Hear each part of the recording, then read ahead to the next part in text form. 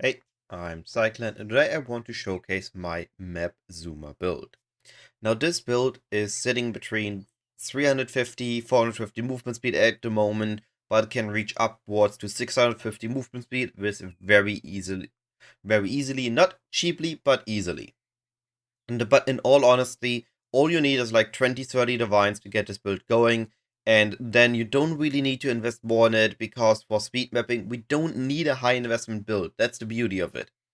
Speed mapping currently is absolutely lucrative. It is insane how much currency you can make by just running beast maps fast, Alva temple fast, heist fast, and just zooming through content at a fast pace and generating boss invitations, generating memory strand bosses, generating a ton of beast, Alva temples, whatnot, and you can just make crazy amount of currency. But for that, we need a fast build.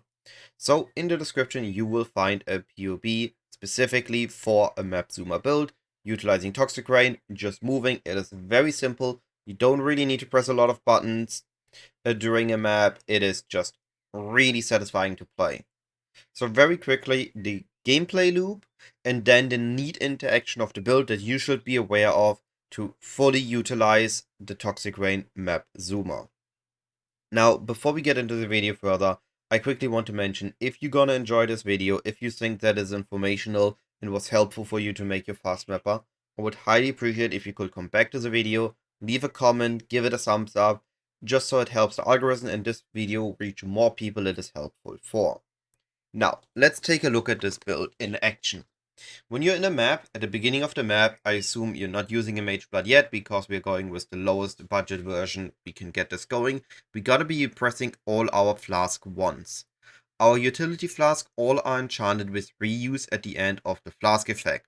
So when we press them once, we have enough flask charge gained that during the map we don't need to repress them again. Unless we take a break at some point, then one might run out and regain charges as we wait, but we can just press escape and pause in that case. So it should be that we only press our utility flask once during our map. And then every time, either you press your life flask every 5 seconds, we used an increased amount of recovered, reduced recovery rate prefix on the flask, which allows us to make the flask last 5 seconds. So either we use our life flask every 5 seconds, or what you can also do is, whenever you notice, oh, I'm starting to lose a lot of health, let me quickly use it, and then you are also instantly full life again. So you can use it reactively, or you can use it preactively or preemptively. Either way of using the life flask is gonna be fine, and it's gonna result in you basically feeling no damage in these speed maps, unless you get swamped by 500 monsters that are all beast mobs, and it really, only reason I die with this build is if I'm get absolutely swamped by enemies and I'm not pressing my life flask because I feel lazy. And then for killing stuff, all we really do in the map is we hold down left click, or we move only to any other key on our keyboard. We hold it down and we move forward at an incredibly fast pace. Whenever we see something we want to kill, we can use Toxic Rain. If it is slightly more tanky, like a red beast, we can apply Cursed Ground. So we have Despair linked to Cursed Ground. We apply that under the enemy, and then we hold down Toxic Rain, and the enemy will die, and we move on. If you want to do something like stack deck farming, breach farming, or Alva temple farming, we can adjust our setup to use a falling caustic arrow in a Volcaris gloves, which you can corrupt for give +2 or +4, or between +2, +3, +4 to the socketed caustic arrow. This results in up to level 30 caustic arrow, as long as it's a wall caustic arrow, and the awakened support gems, which we're gonna be linking it to, are all gonna be at minimum level 1, which are as good as a level 21 normal gem, plus they usually have an additional benefit. So that allows us for really easy kill clear. In that case, we do need to, however, to move our Despair into the helmet, drop the Empower linked to Petrified Blood, and we do lose our Arrogance Clarity. However, that allows us for very easy coverage built into the build without needing to change much, and then we just use Caustic Arrow for clear, and we still have Toxic Rain for single target. Just wanted to quickly throw that in here into the how to use the build section. Now, those out of the way, let's take a look at some of the neat interactions of the build. The first interaction that we have is we are scaling evasion rating with Queen of the Forest to gain a bunch of movement speed. This gives up to 50% increased movement speed. We can get up to 75, but it also has 25 minus movement speed. So a total of 50% increased movement speed we can get from the body armor when we hit 45,000 evasion rating. We can easily reach that ourselves with just a Jade Flask with increased evasion rating and some evasion on the gear. Currently in-game, when I use my evasion flask, I'm sitting at 38,000, which is almost capped, so I'm losing like 1 or 2% movement speed. And when I'm with my Mercenary that has Grace, then I'm overcapped. I'm sitting at 80, 90k evasion rating, and everything is fine and dandy. So that is one way to easily get your evasion rating there for the Queen of the Forest. The next neat interaction we're using is in Ashes of the Star. We use a lot of different active gems. So the quality of all skill gems applies to our active gems, and the +1 level is neat. It gives damage with Toxic Rain, it gives damage with Caustic Arrow, and it gives movement speed with Phase Run. So we have an Automation, Withering Step, Phase Run, Immortal Call. Now, because we have the quality on the Ashes of the Stars, we actually reduce the cooldown of our skills so low that Withering Step and Phase Run are active at the same time. So we have the elusive buff from Withering Step plus the buff for the movement speed buff from Phase Run. This results in us moving at an incredible pace at all times as long as we're not attacking anything. Once we attack something, we have so much cooldown recovery that once we're done with killing it, our Phase Run Withering Step will trigger again, and we can continue moving to the next beast we want to kill, to the next Alva temple we want to clear, or to the next map boss, or towards the map boss. So it's giving us incredibly high movement speed between elusive and Phase Run. We are moving at an incredibly fast pace. Very easy to just gain a lot of quality on it with Enhance and Freedom and with Ashes of the Stars. And then we anoint Freedom of the Movement with Phasing Flask, and we have even more movement speed. It's just that easy and just that fast. So this is the next neat interaction. Now we do need one neat interaction for damage. And our damage interaction is a Widowhail DoT Quiver with double DoT multi. Now this is likely the most expensive gear that you will have on the low budget version of the build or the mid budget version of the build. We want double DoT multi, at least T2, T1, preferably T1, T1. If we have those two suffixes and one open suffix on the item, if we craft cannot roll attack mods and exalt slam the item 3 times, we are guaranteed to hit any tier of life, any tier of bow damage, and any tier of movement speed. And with that, we now have a proper working quiver that we can amplify with Widowhail, giving us flat life, massive amount of attack speed, massive amount of DoT multi, and then a good amount of increased damage to have all the damage we care about for our Toxic Rain. And that is really the neat interactions we have on our gear that are worth mentioning. Everything else, it's exactly what is on the items, and you can check out what items we use in the POB. Now on the passive tree, we have a few more neat interactions, and all our jewels slots are basically utilized really, really well. So we're going to be starting with the more complex interactions, as in they aren't really intuitive, or let's call them unintuitive interactions. So we're using a Transcended Spirit on the Ranger Supreme Ego spot. This Transcended Spirit gives us increased movement speed per dexterity allocated in range, but reduced movement speed per dexterity not allocated in range. Now, we have 7 dexterity travel nodes in range, giving us up to 21 increased movement speed, but there's 1 dexterity node from the Shadow Start that is considered in range of this jewel, but we have 2 nodes we will need to travel to get to that node. That makes it not worth it manually allocating that node.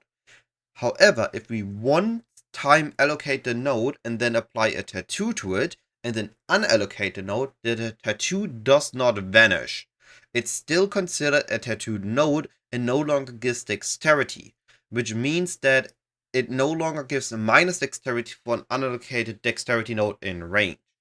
I appreciate MD for pointing it out. I immediately applied it and I gained another 2% movement speed from this interaction. So instead of 19% MS we gained from the jewel, we gained 21 movement speed from the jewel.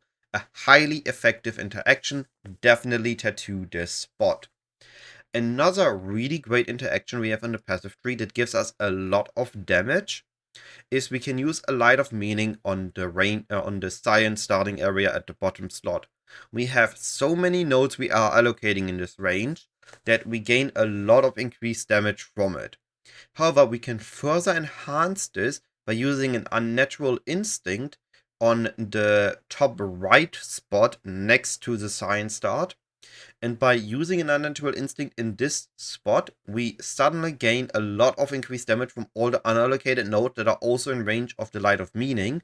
But also we gain their normal buffs, like the attack speed, like the increased life, and it's just a really powerful dual socket for us to use an Unnatural Instinct in. However, it also has some attribute nodes in range. And one of them is an int attribute node we don't really need. We only need 110 intelligence to get all our gems to level 20, 111, except Flame Dash, which we just gonna be using a level 12 gem, so it doesn't conflict with the gem levels on the other gems. And then we can, again, tattoo this node, allocate it, tattoo it, and unallocate it, so that we gain the intelligence, instead of gaining the intelligence from the jewel, from the node which we do not care, we gain more increased chaos damage, which is just a neat thing to have. You can also fix resistances with this jewel spot, but it's just basically a free increase in damage that is neat to use. And that was the second big interaction.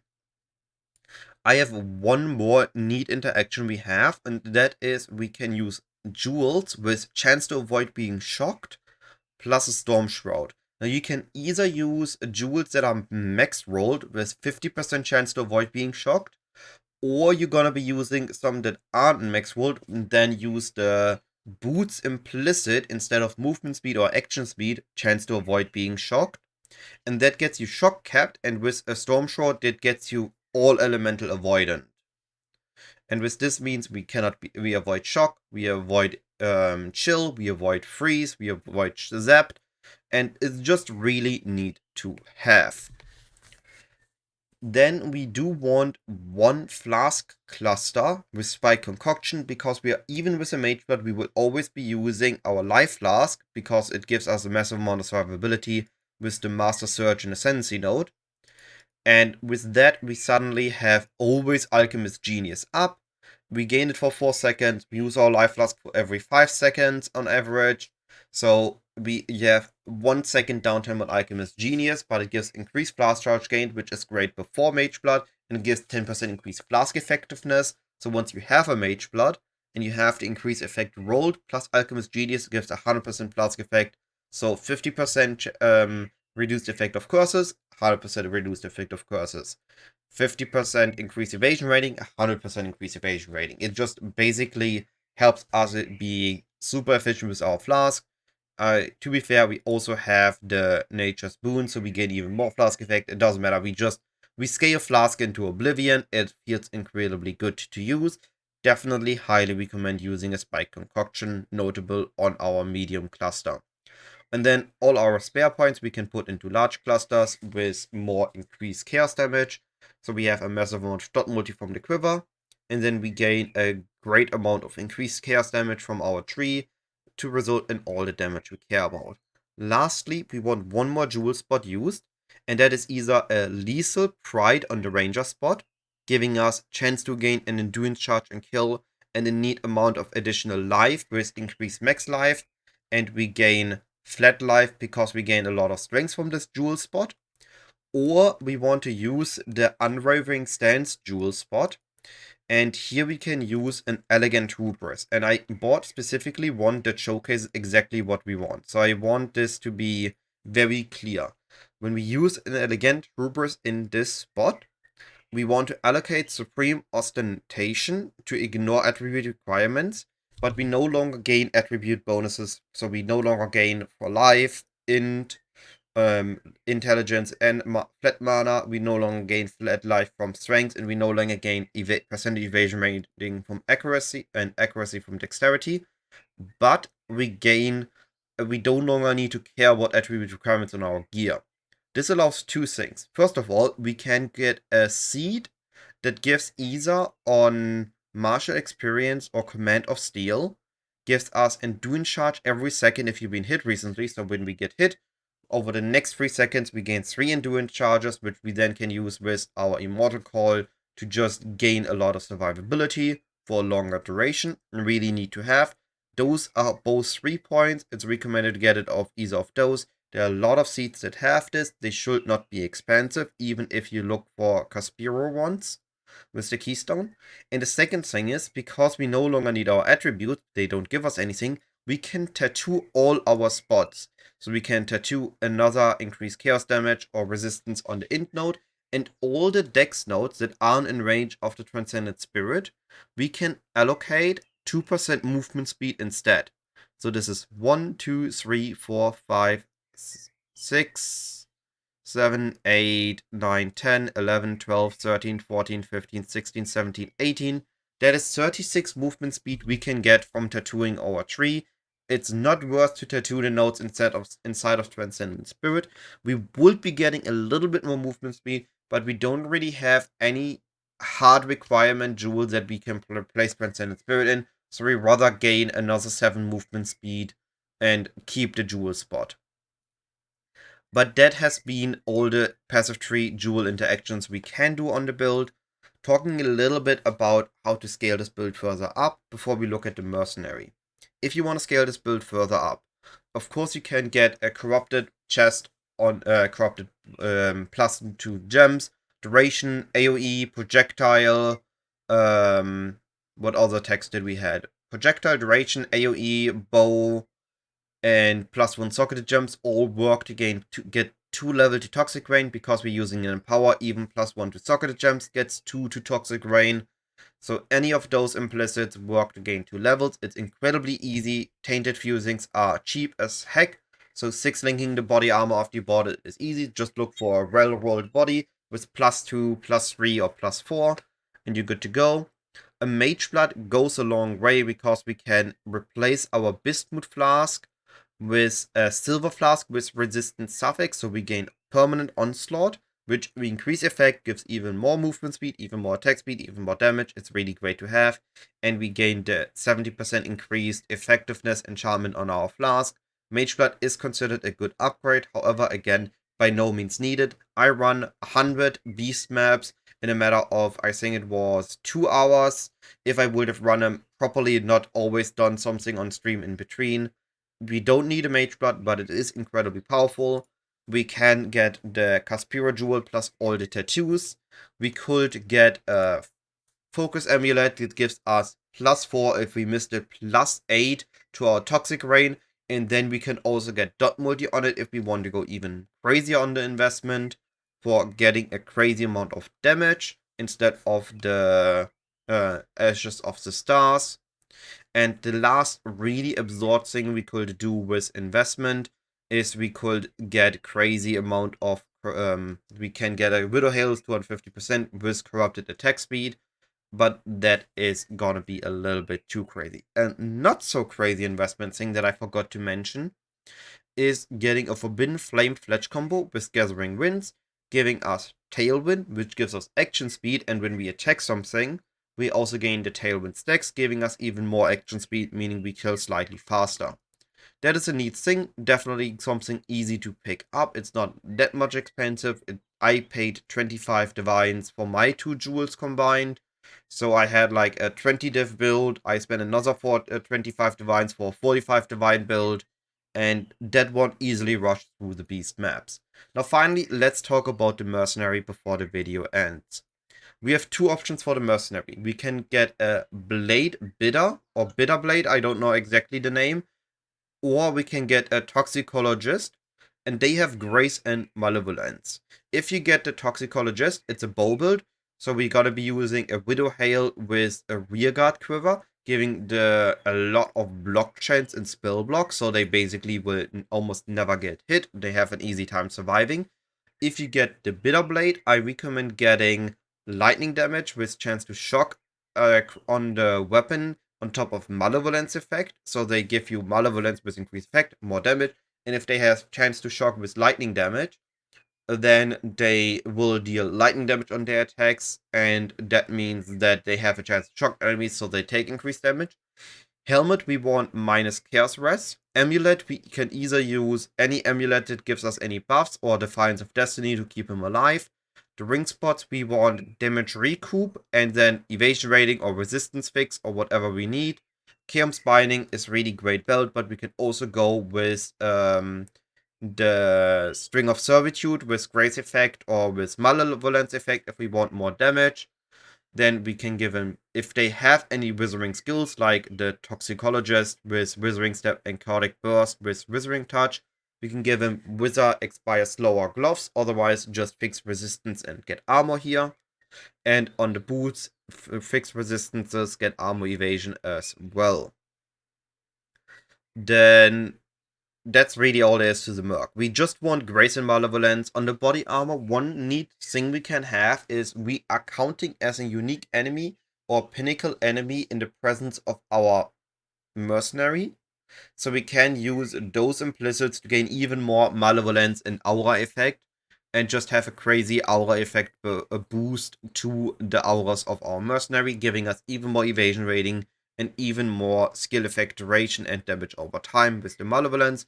Just a really amazing damage boost to our build. And that really all there is to this build. Again, I apologize for the video being slightly too long, but I really wanted to include all the important pieces of information. All this being said, have a wonderful day. If you enjoyed this video, I would highly appreciate a thumbs up. And I'll be seeing you either live on Twitch or my next video. Goodbye.